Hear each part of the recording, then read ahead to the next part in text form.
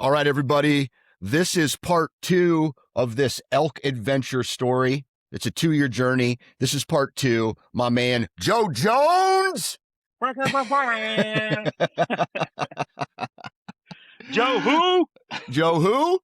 Joe Dude, Jones. you know what I liked about Mike Jones is like back in the day, he would wear wear a t-shirt and have his own telephone number on it. So like people could call him anytime they wanted to. I love that song. That's the best. That's the I don't best remember that type of number, but I marketing. love that song. I know. All right. Tell me about your life in the last week. We can't just go right up. It's customary to bullshit just a little bit before we get into the meat and potatoes. How has your life been in the last week?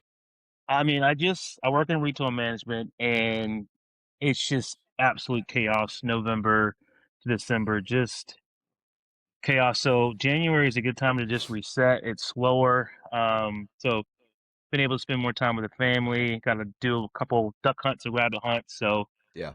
Since deer season's over, I'm kind of switching over to rabbit hunting with my barber. He's got a bunch of people, so we go every Monday, and then we'll go duck hunting. And duck hunting in Central North Carolina is absolute dog shit. We'll see. Like we'll get up at 4 or 5 hours. Duck hunting sucks when it's not good. We'll get up early, do the thing, and we'll shoot like twice, or not even shoot at all. My son went with us twice in a row and didn't get to shoot at all. Yeah. So yeah, that's what's been going on. Just trying to be a hunter and do what I can do to stay in the woods. Yeah. I like that. Talk to me a little bit about small game hunting, because depending on who you talk to, like I didn't do a ton of small game hunting. I did some pheasant hunting. I did some trapping when I was younger, but there's a lot of people out there who like live and die by small game hunting, squirrels and rabbits and things like that. And how it actually, they say comments like, it makes me a better hunter. So if I asked you, how does small game hunting make you a better hunter? There's a lot so when I started out, my dad did plinking 22s and all that, but in our little town I had a BB gun, and I would shoot squirrels. I learned how to cook. I learned how to skin squirrels. I skin squirrels just like I skin deer, quartering them up. So it helped me stair step into shooting my first deer and be able to skin it. But when we're out hunting public, rabbit hunting specifically, I got Onyx up. If I see rubs, scrapes, I am documenting all that. So you've got to be a lot more still, I guess. So it's more of a form of still hunting. I think that's helped me with a lot. Going into deer season and hunting these public areas, I'll get a lot of intel that way as well. Okay. All right. So you're going out there for fun, but you're learning the terrain. Yep. Can a squirrel or a rabbit teach you about a deer as far as strategy or animal behavior? I would say for a rabbit, they are always in thick areas, and when I'm noticing in these thick areas in transition, like this rabbit's never going to really leave the heart. It's not going to come out of the thicket. He might use that transition edge, and that's where I've seen a lot of the sign. Obviously, we know out of thickets and bedding areas, and then a transition in the hardwoods is where you'll typically see a lot of signs. So whenever we're in that rabbit thick country, I'm able to kind of see a lot of drill trails and funnels, and how bucks are laying down sign. Yeah, I gotcha. Cool. Yeah, that's something that I feel. Take a 22, take with maybe a scope on it, or I mean, shoot, some of these pellet guns now are pretty powerful.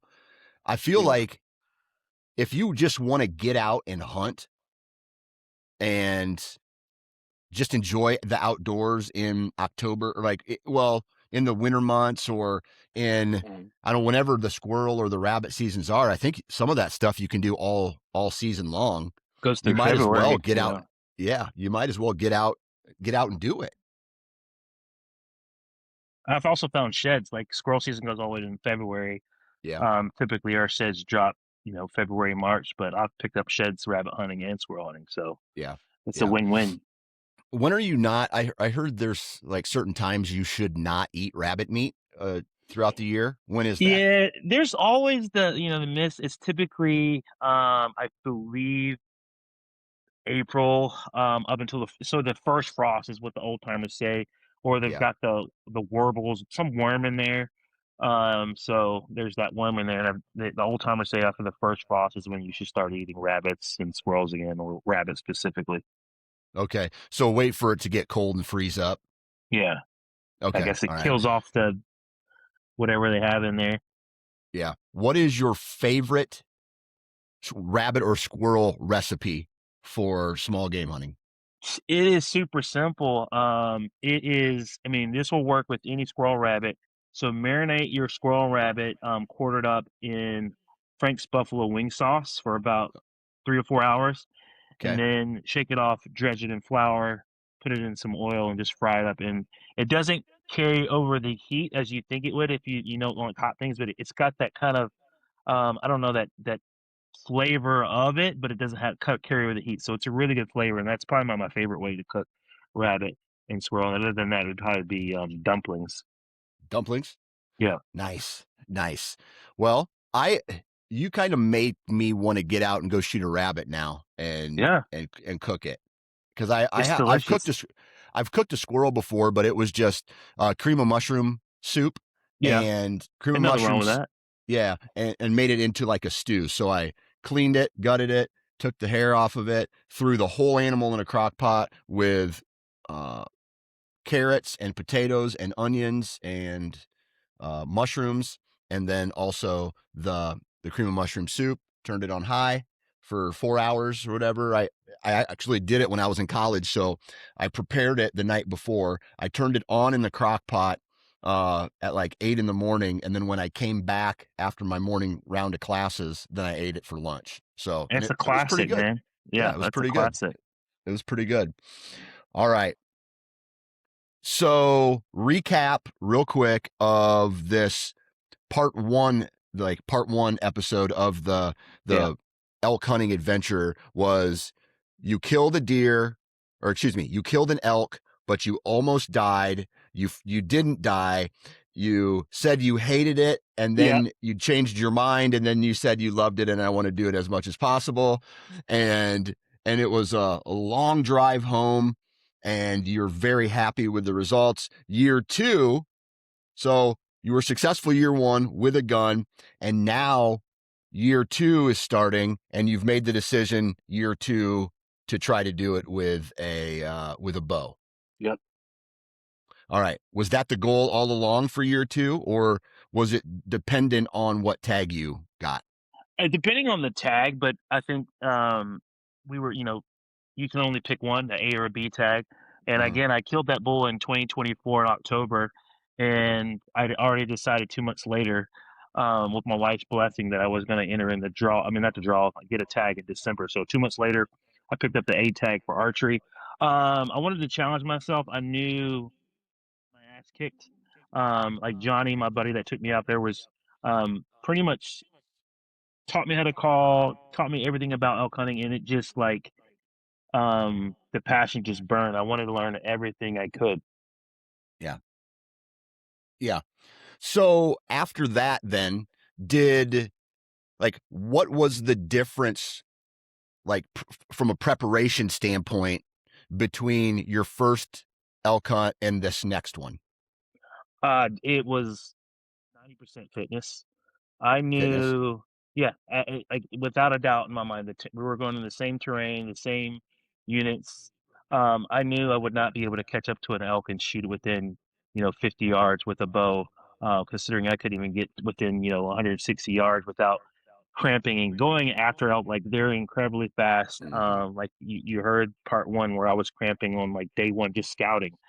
So I knew fitness was number one. I needed to get, I was, when I came back from my first trip, I was 210. Obviously, right around the holidays, I gained a little bit more weight. So I got back to around 225, but I knew I had a whole, year to get fit as much as possible. So I cut, 10 pounds, got back down to 215. But it was hard. I would do Metcon workouts. I put a lot more cardio, and I lifted a lot of heavy weights. Like I was squatting, I had a bad right knee, but I got a cortisone shot, and I went crazy on leg workouts and cardio. I started, I think 2 months out, I was doing 50-pound rucks for about a mile to 3 miles. And then I upped that the last month, I was doing 80-pound rucks for about a mile or 2 miles. So fitness was top of mind. And then learning elk behavior and calling was the majority of like, how do I call the elk? Gotcha. So you got the gym training that you needed, and then you also started working more on the educational piece and Yes, training from a calling and elk behavior standpoint. absolutely. I was all Okay. in. As soon as I got that tag, listening to YouTube, podcast, 24/7. My family was sick of it. Yeah. Yeah. So you put the work in. What about the planning and logistics as far as the location or the gear or things like that? What changed about the actual logistics past the training and education? So my buddy that took me out last time, he was going to be hunting with his younger brother and his older brother. So he was dedicated to so he was out there. I think first week of September. Like his goal was to get his bull first, and then get his brother a bull, and then get his other brother a bull. They came. So Johnny had already killed his bull first week, and then his other brothers were his goal was to get them a bull. So I knew that Johnny's time was dedicated to his brother. So we chit chatted for the entire year, and on X just he showed me um, obviously with all the podcasts I was listening to, where elk want to bed, where they are on throughout the day. They want to bed on northern slopes, all that. So learning all that was huge for me. Gear wise, I knew we were going to be camping a lot. We were going to be spike camping, so we did have a base. We had a cabin to reset every 3 or 4 days if we wanted to change areas. So we did a lot of e-scouting, a lot of e-scouting with my buddy Johnny, and then the other guy with me that I went to college with.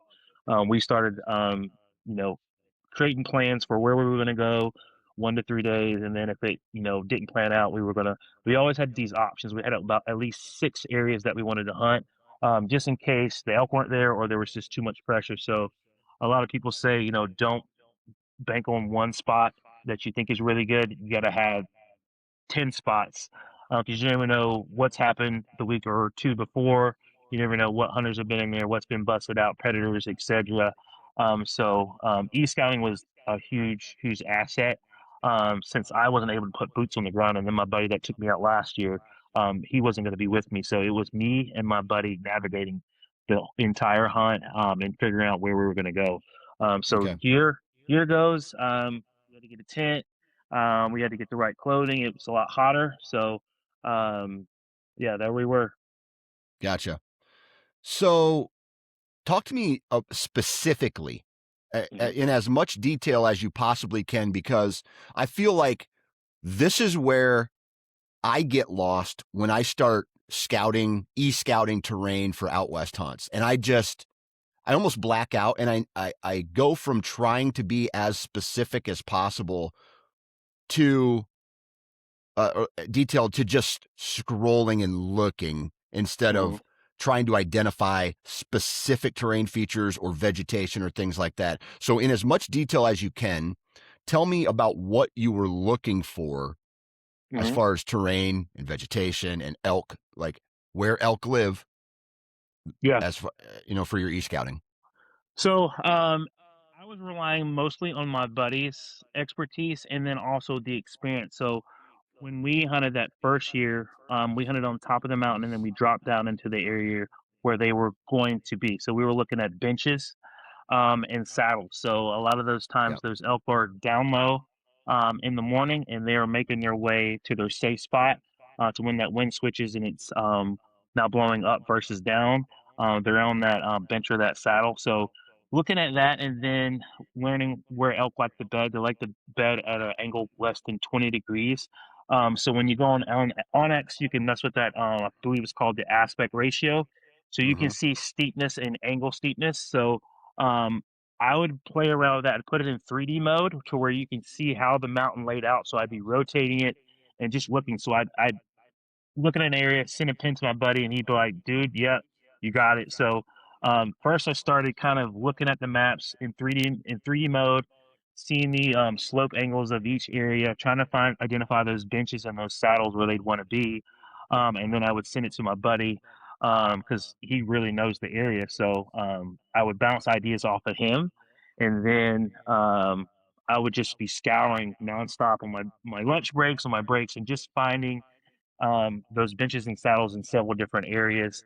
You know, those elk are typically they're when it's cooler in the morning, they're working their way up the mountain. And as soon as that sun hits, in that, especially during bow season, it gets hot. So they're bedding on that northern face slope to evade the sun and the shady areas. So we concentrated on a lot of those northern facing slopes because that's where typically elk like to bed and like to bed at an angle less than 20 degrees. Yeah. I'm on my Onyx as you're Yep. talking about this and trying to pull up like the 3D mode for Onyx gives you an idea. So like I was just looking at it 2D first and I was like, oh, Yeah. that does I don't remember Yeah. it, like, and then I hit 3D mode and then I was like, that's why it was a brutal.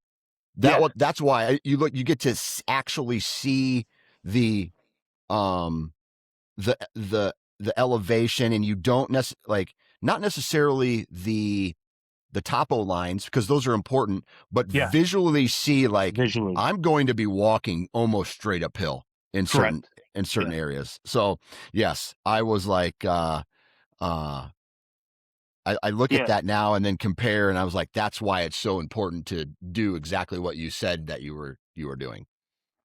Yeah. Otherwise, when you're looking at that 2D and top, like if you know how to read topography, you can see that. But me, I'm a visual learner, and I'm not the best at reading topography lines. So Hmm. I can look at that mountaintop, and then I can drop down in and see where those benches and saddles are. So it was very helpful. And then you can switch on that aspect ratio, and it'll I believe it's red is really really steep, yellow is like mid, and I think blue or purple is a lower area. So playing with that around with that I think it's aspect ratio was Yep. very helpful in figuring out what was steep, and it helped us navigate really. If you don't know how to navigate a mountain, you can be doing 2 to 3 times more work than you have to. So we use that as well to build a route. And Yep. Onnit has actually a really awesome tool. I wish I had it up to kind of explain it, but you can actually build your route like off of a trailhead. You can, drop a pin to where you want to go, and it will build your route and kind of you can kind of play it down and play around in 3D mode and kind of rotate and figure out what's the best way to navigate this mountain to where I'm not going up, down, up, down. So you can kind of navigate your way through that. So Onyx was like our Bible for out when we were out there, especially not having boots on the ground. And I'm from North Carolina, he's from um, Chicago, and we would do literally we would get up our computers and we would FaceTime, we'd share pins, and we'd be like, all right, yeah, that's the money. This is where we're gonna camp. This is Yep. where the elk should be. So we had play by plays every area that we were going to hunt in, depending on what happened. We knew where we were going to camp. We knew where we were going to possibly see elk, and so we pretty much were, e-scouting, and it actually panned out, and we had some great success in, seeing elk and then getting within bow range. Yeah. And the other thing is about that navigation tool. I didn't use it the last time I went elk hunting, but I'm looking at the topo lines in 3D mode, and I think what happens a lot, especially when you're trying to navigate,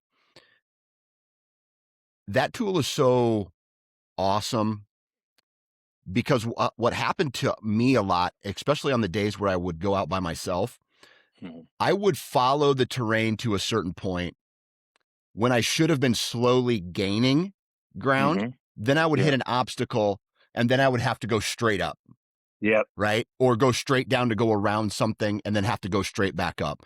So instead of like taking more of an angle and side hilling up, I was staying at the same level Mhm. for the easiest walk and then getting to a point where eventually I would have to go straight up. And that's where it became extremely brutal over all Yeah. of the deadfall and things like that. So yeah. Okay. So you were looking for spot A. backup spot B, backup spot C, backup, and just kind of going through there whenever you had the time.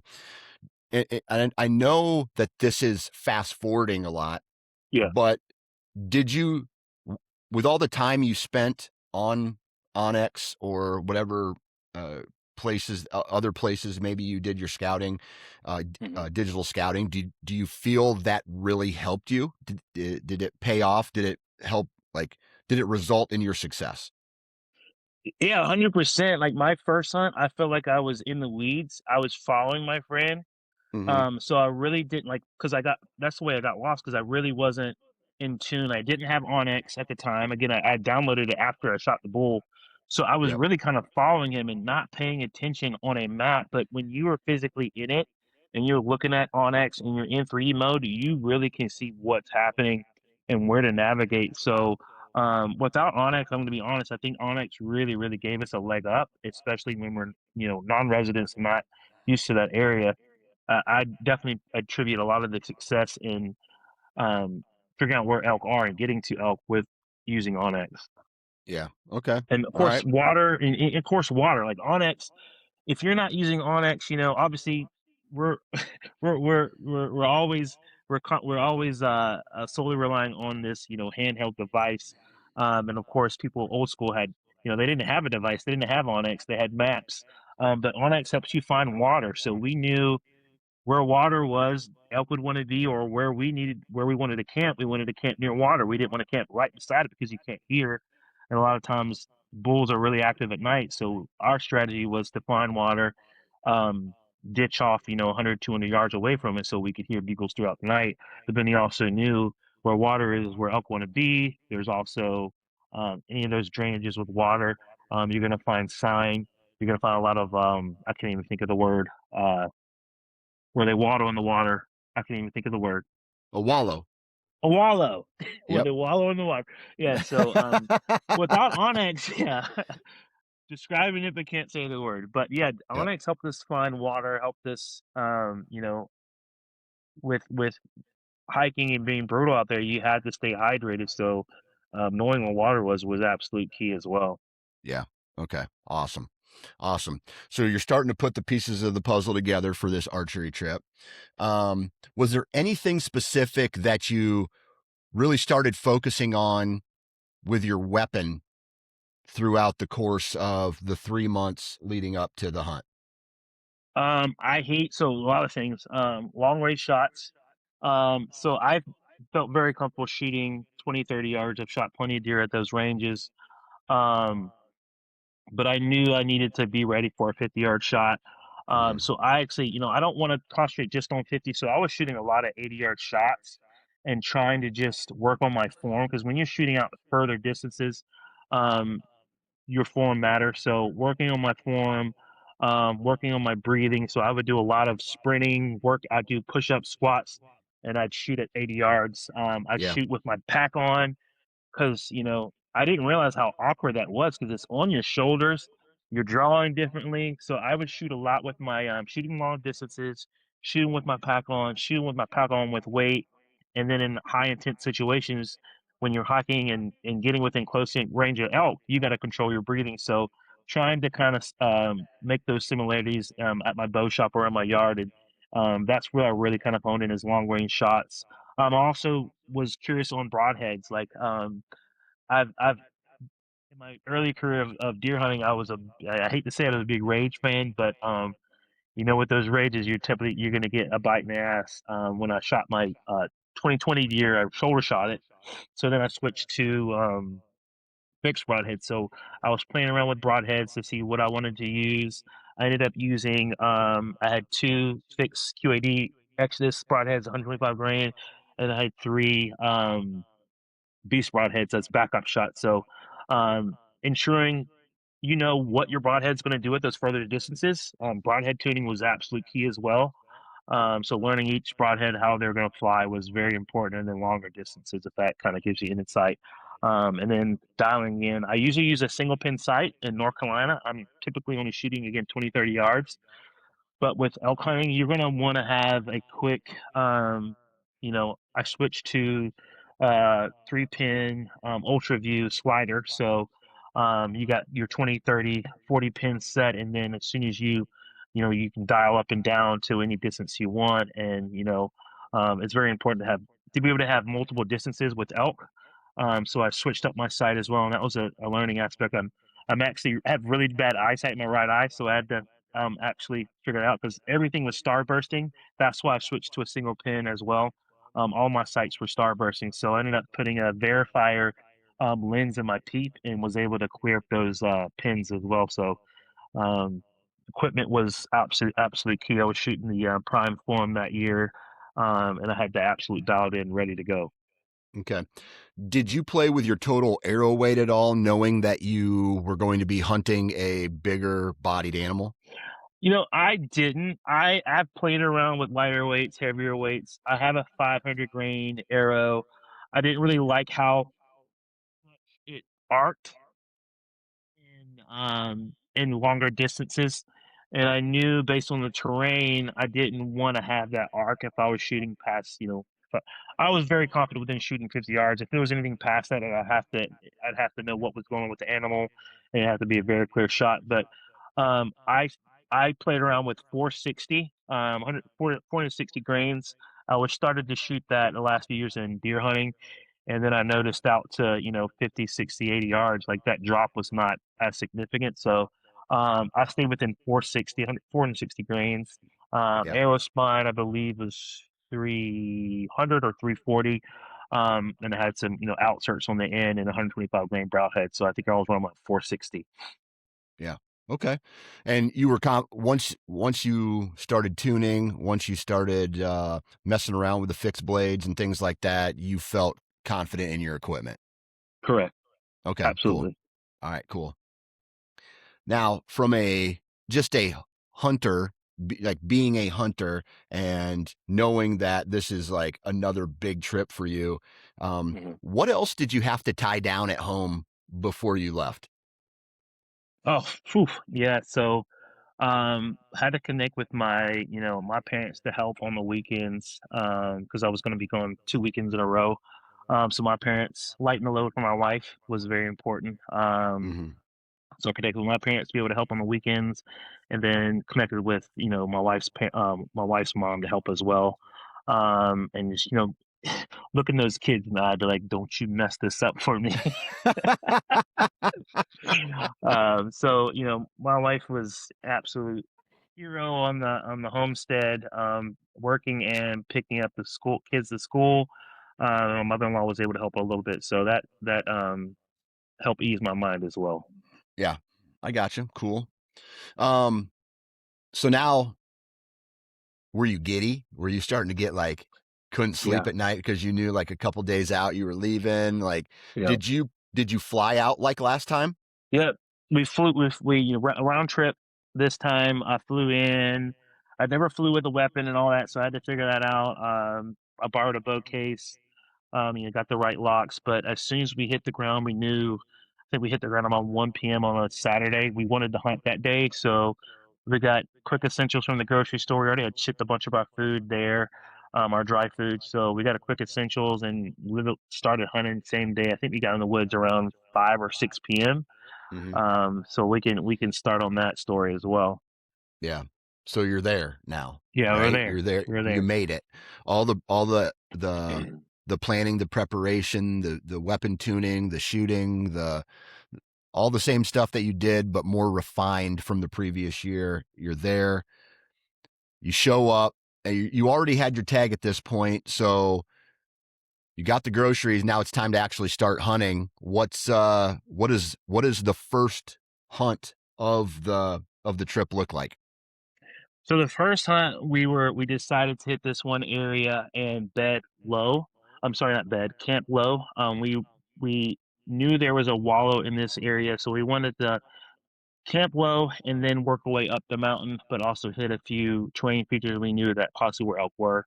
Yeah. So when we got in, we actually wanted to get in the area around 4 or 5, but because we hit base camp and my buddy was there and reminiscing with his brothers because we all went to school together, Yeah. we were playing around a little bit too much, and then it came 6 o'clock, and we're like, dude, it's getting dark at 8. We got to get going. So me and my buddies, we all split part ways.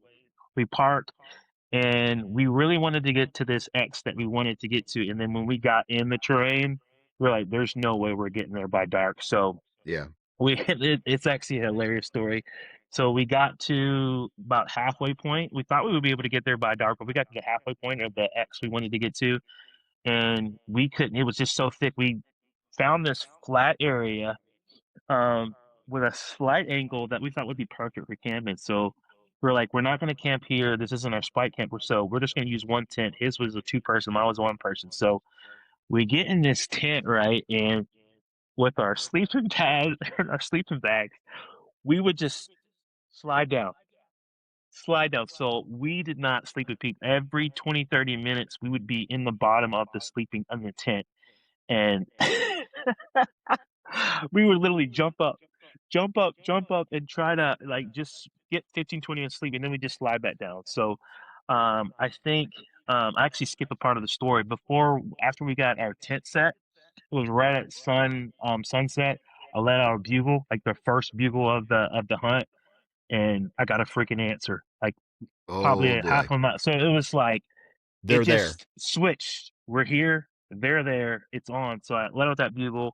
He bugled back, and then we're all like giddy in the tent. Oh, hey, here's an elk. We're gonna get it. Um, so again, that night was terrible. We ended up hearing everything rushing by our tent. Again, when you're not in that environment and you hear stuff, you're freaking out. So like, we're all Kurt's like, "Ah, did you hear that?" I'm like, "No, I didn't hear that. Shut up. I'm trying to go sleep." And I'd be like, Yeah. "Did you hear that?" "No, shut up, dude. Go to sleep." So we ended up waking up at like 4 a.m. and our tent ripped because of that slight incline. The top of the tent just ripped. So Kurt ended up sleeping outside for the last 2 hours, and I slept inside. But so we wake up, right, and this is the funnest part of this for day one. So we wake up, and it's like gray light, right? And Kurt's like, "You want to rip a bugle?" I'm like, "Sure, why not?" Rip a bugle. Same bull. Fires off. Dude, sweet. And then I'm like, we're getting everything together, we're packing up our tent, and then this is like maybe 20 minutes, still gray light.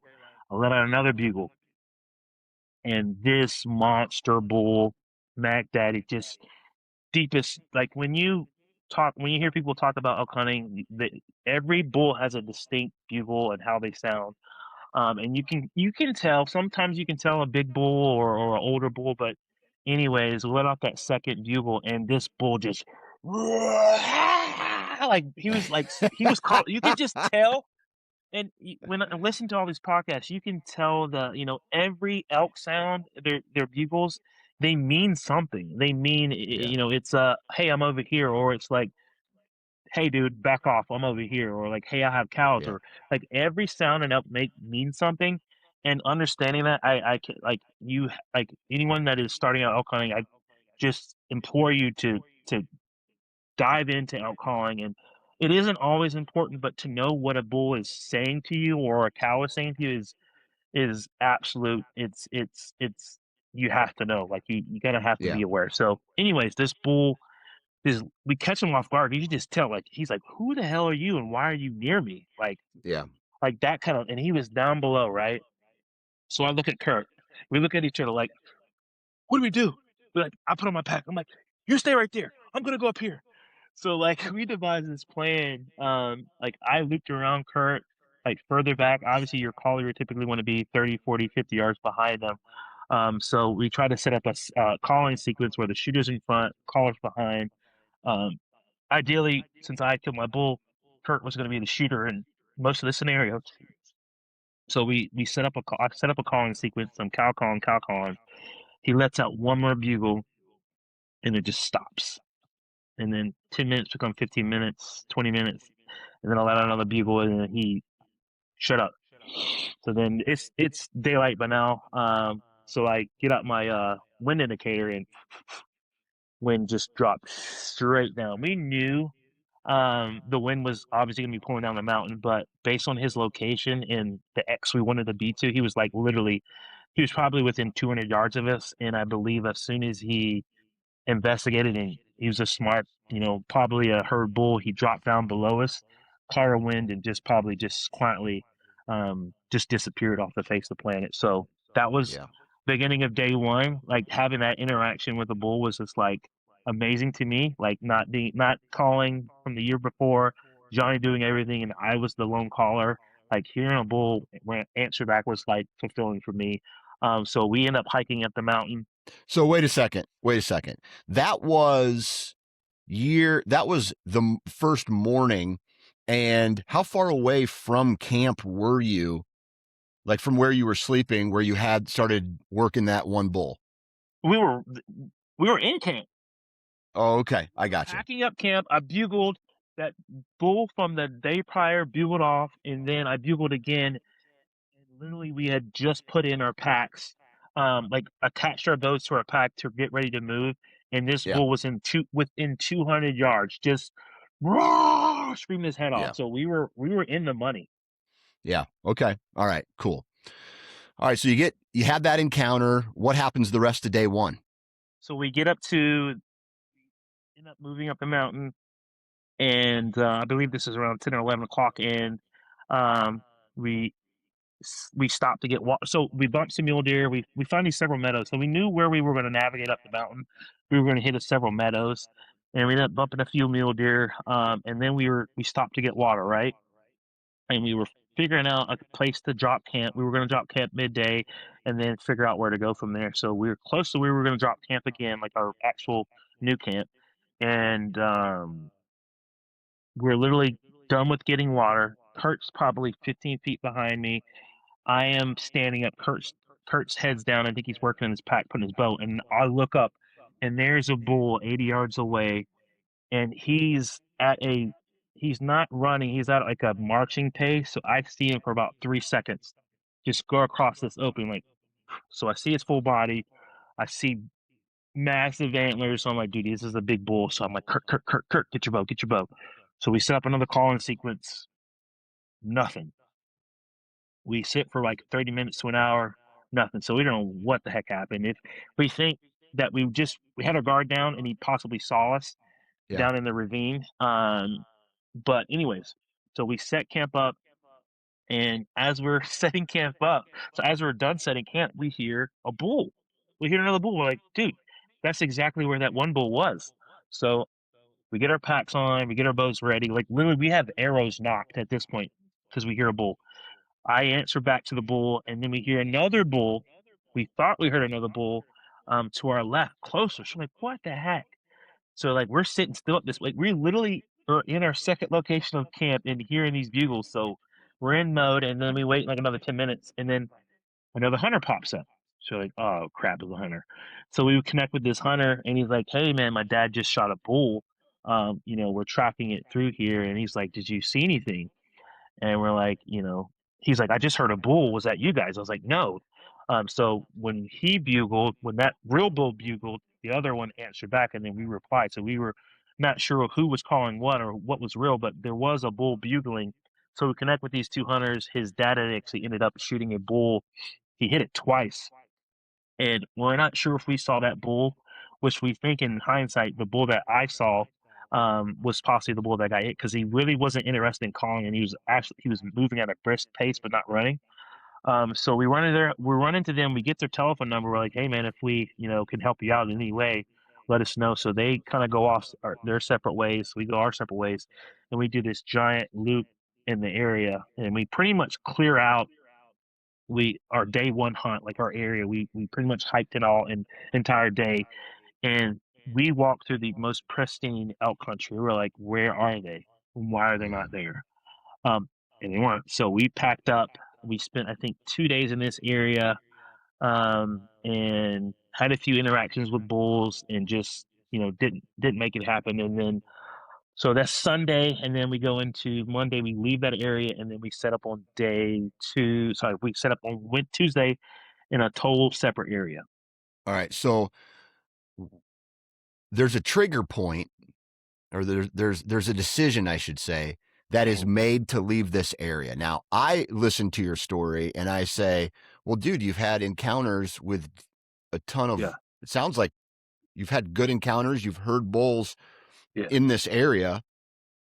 Why did you decide to leave, and what impact in that decision had to do with their other hunters being in the area? Um, so when that guy, and it's actually funny, when that guy shot that bull, and kind of told us the general area, and we did this jump. We did, I think, 3 or 4 miles that day, um, in the area, and it seems like he shot the bull like in our like honey hole where we thought he would be.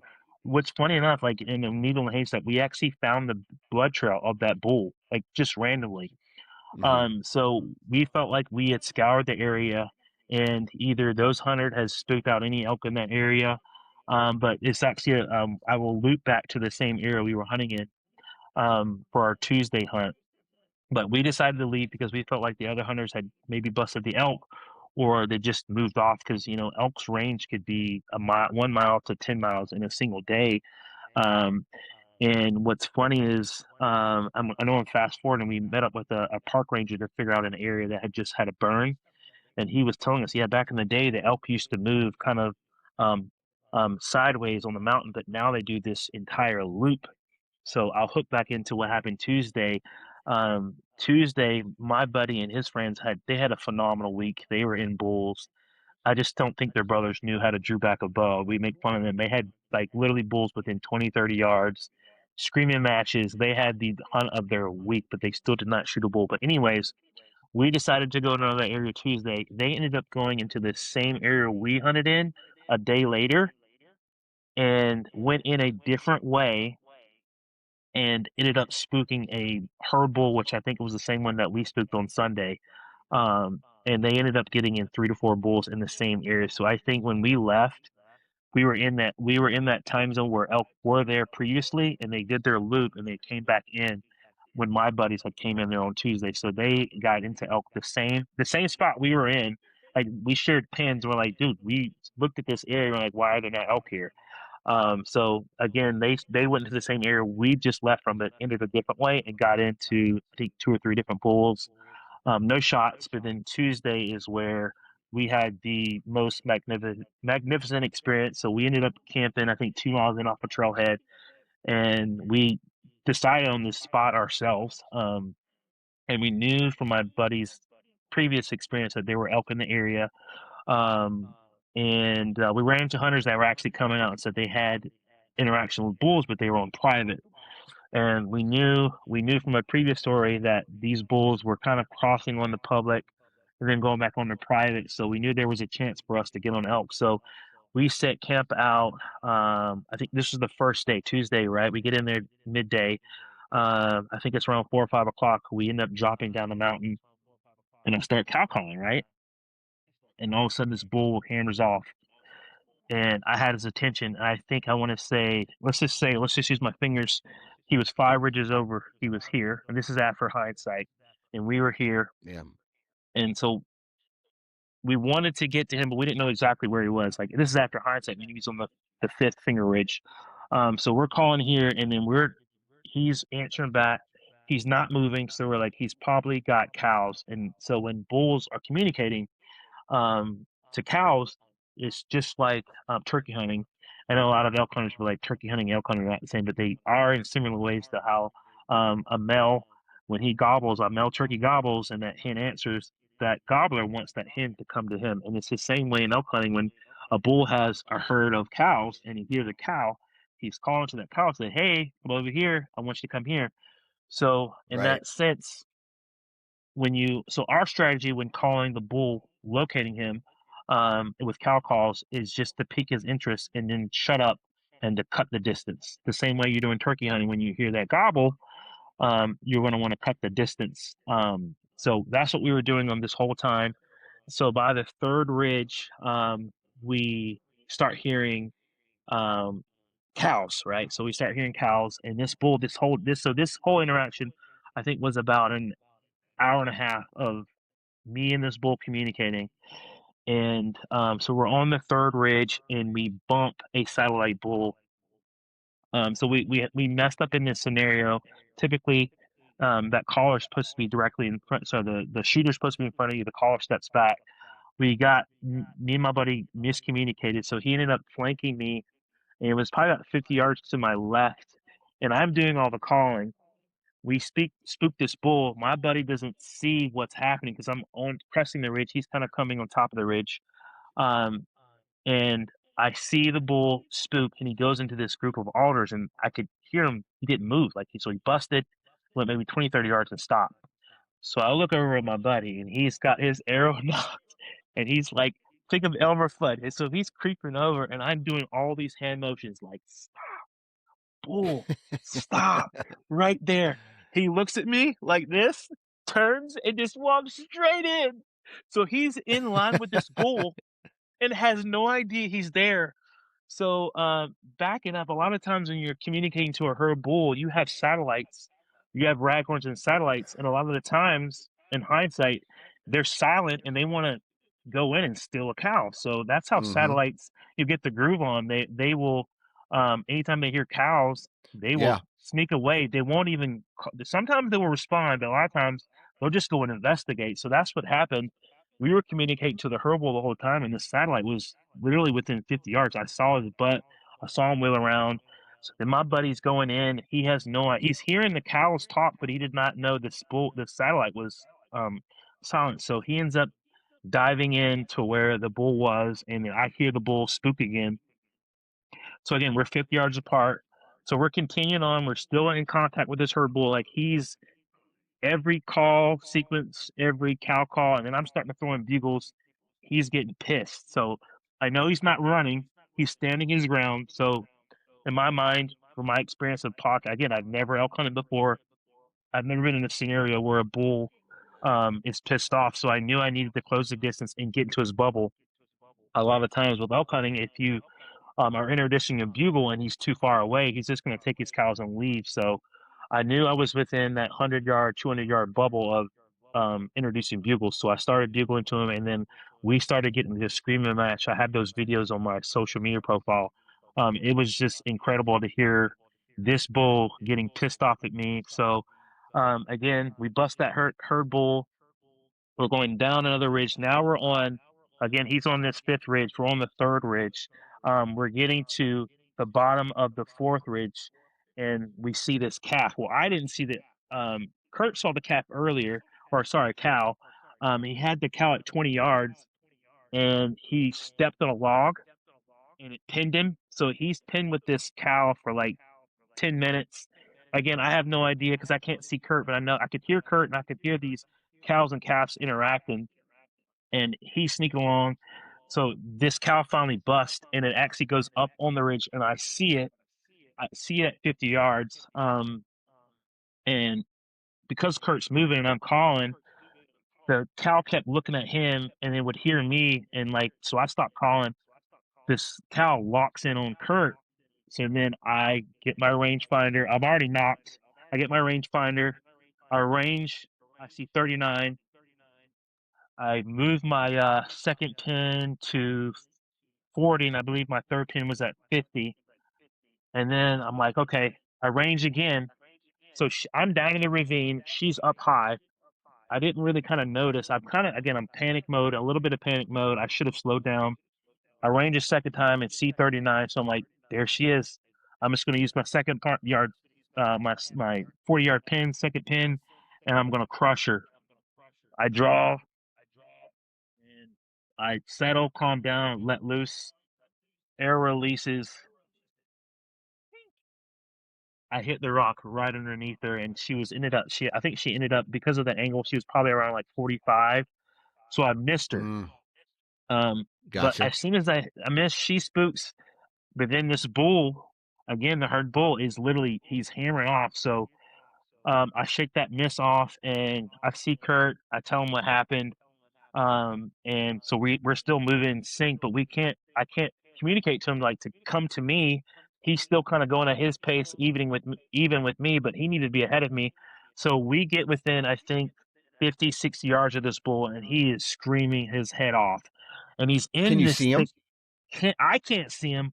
Kurt saw his antlers raking. So he is just in his little safe area, and he's in the thickest part. Like I can see trees moving like this, so I'm doing everything I can. I'm challenging him. I'm giving him a challenge bugle, and then all of a sudden it just pure silence. You start hearing cows meow meow meow down Yep. the ridge, and then I think in this instance, in hindsight, so he just ghosted us.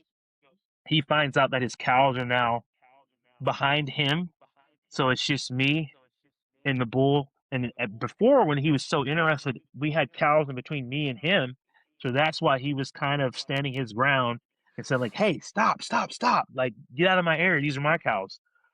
In Yeah. that instance where we're in that close bubble, he figured out his cows were behind him, and he just dropped down on the private, and that was the end of the hunt. And it was a phenomenal experience. Our screaming match I didn't mention, we had two or three other bulls also bugling at our interaction, like coming into us, but like it was right at last light, and that was the end of our Tuesday hunt, which was the best, only experience we had within shooting distance of elk. So I can kind of bore you with the rest of the week, but we did not end up getting into elk. We got into a couple bugles the rest of the week, but we did not have any other interactions besides that Tuesday hunt. Okay. So you did not shoot a elk the I second year. missed. I missed the cow. You missed. Okay. You Yep. missed the cow. Okay. All right. Yep. Cool. Now, now, when you look back at, it sounds like you guys had a couple opportunities. It was like dead, then big flare ups, then Yeah. dead, then big flare ups. Okay. If you could go back and try to capitalize on one of those flare ups when you Hmm. actually have them within 100 yards, or they're responding to you, or whatever the case is, what would you have done different in this scenario to try to capture your success in the moments where you have the greatest opportunities? So I did miss another interaction with a bull that was close. So this thing is head on a swivel at all times whenever you're calling. And I'll tell you the story. I think this happened on Wednesday or Thursday. Is I think we got a little complacent. Like I got a little complacent when I called, and when you're calling and you don't get responses, when you're not getting responses, it doesn't always mean there's not elk in the area. It does not always mean elk aren't interested in you. I think in hindsight, have a head on a swivel. Know that satellite bulls often come in silent, which I kind of knew that, but I in the heat of the moment, I thought I was communicating with one bull, and that satellite bull we bumped. Had we have been in line with each other, we probably would have had a chance at shooting that satellite bull, and he was a big satellite bull. And then I'll tell you the story about Wednesday or Thursday. Me and Kurt are kind of on a high of Tuesday, and we're done with hunting that area we were hunting, and kind of just going through the motions of I was calling, and then we would stop calling, and we would walk and just have a general conversation. And so there was this one instance where I called on this trail, and we weren't in the area we wanted to hunt elk. We were just kind of going through the motions, calling, every 20 minutes or every hour. So I gave out a Mm-hmm. little cow calls, right? And I turn around and get back on the trail. Kurt's behind me, and I walk another 50 yards, and Kurt's talking to me actively, and I'm looking straight ahead, and I look to I see movement, and I see giant legs, and it was a bull in this thick alder, just like he was literally creeping. I could not hear him at all. That's another amazing thing. Elk are massive, magnificent animals, but they can, when they bust or when they want to be, they can be like ghosts. So this Mm-hmm. bull is, I see his legs. I see him take 3 steps in these, because I can visibly see his legs, but I can't see his body. I could see like his, brown hoof, a brown leg, and a hoof, and then he just stops. Because I'm pretty sure he's like, okay, why do I hear talking? So we're talking, and we see this elk. So this bull this whole time was coming into my calls, and I had no idea. So lesson learned was head on a swivel when you call.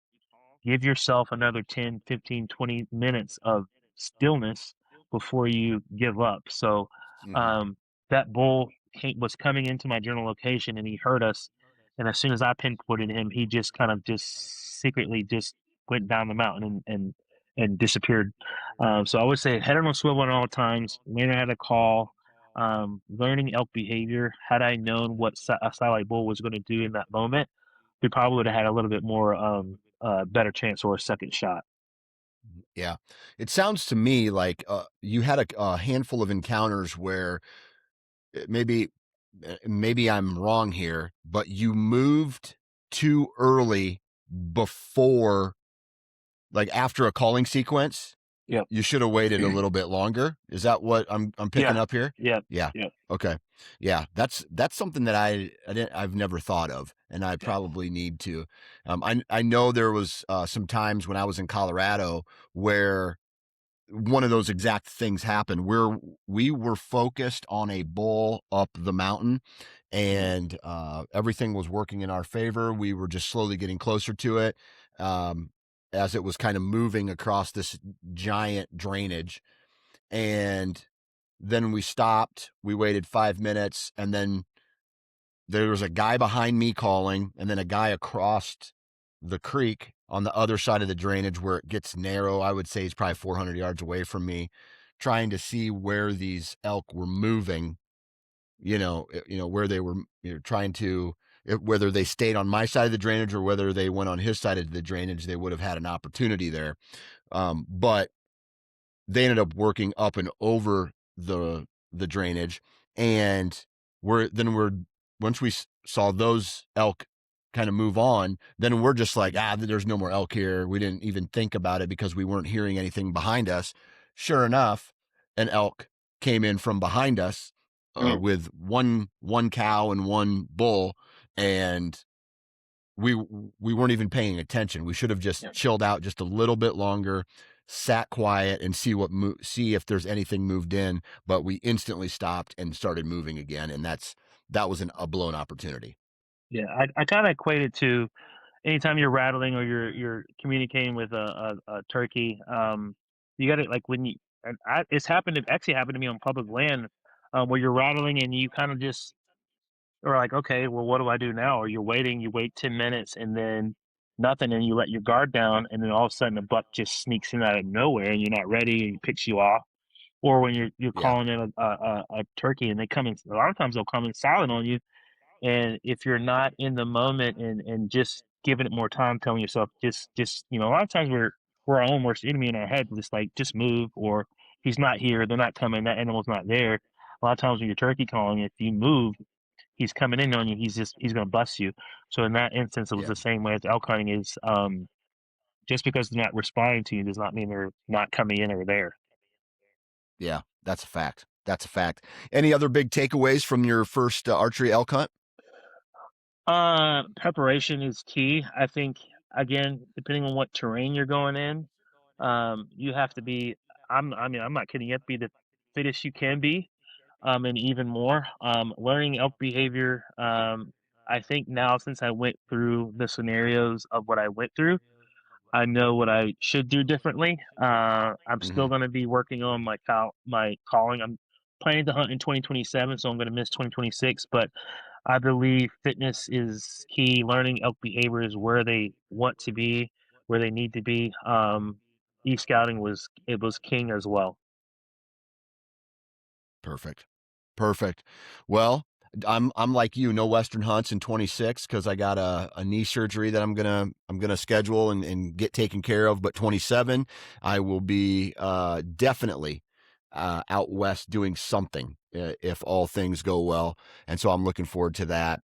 Hopefully, we have a lot more Western hunts in our lives because there's something about the mountains or the prairies or these mule deer or antelope or elk or whatever Western species you want to chase that just gets me fired up, dude. So, Oh yeah. um, uh, here's to many more seasons. Joseph, I really thank you for taking time out of your day to hop on and share this 2 season story with us. And what's crazy is like the moment, like the simple moment, the one moment that you had, something went wrong, right? Yeah. And being It, able to take away from that and make it so the next time you have that moment, you you walk away with success instead of a learning experience, right? And so, um, a very that's what it expensive is in true. learning experience. There you go. Yeah. Yeah. I Yeah, mean, I will say it's that you prepared yourself for a year. You bought a bunch of gear. You found out where the elk are, and then I mean that's just a part of archery hunting. You get yourself in the moment. You were fit enough to get to the elk. You caught to the elk. You got within 50 yards of the elk, and you screwed up ranging it and you missed. So Yeah. that was a gut punch. But honestly, I took away from like this was my first time solo elk hunting, e-scouting on my own and calling to another animal like that I don't have experience calling to, and I chalk it up to a win. Like although I spent probably around $2,000 in 8 tag soup, like I would do it again. And obviously, I'm not saying throw $2,000 away, but it was priceless in my opinion. Like I would do it again in a heartbeat, Yeah. and um, just interacting with elk was a win in my book. There you go. That's the takeaway right there. So, good luck the next time you go elk hunting. Keep us posted on your adventures. I appreciate your time. And to everybody listening, if you guys could do us a huge favor and go and support the partners of the Western Rookie Podcast, and that is Wasp Archery and Montana Decoys. Go take a look at that. Also, do me a huge favor and go check out the Western Rookie YouTube channel. That is where you will find all of the video versions of this same podcast. So go there, subscribe. There's going to be some more content coming to those places as well. But I just wanted to make sure I'm, allowing the listeners to have several options when listening to the Western Rookie Podcast.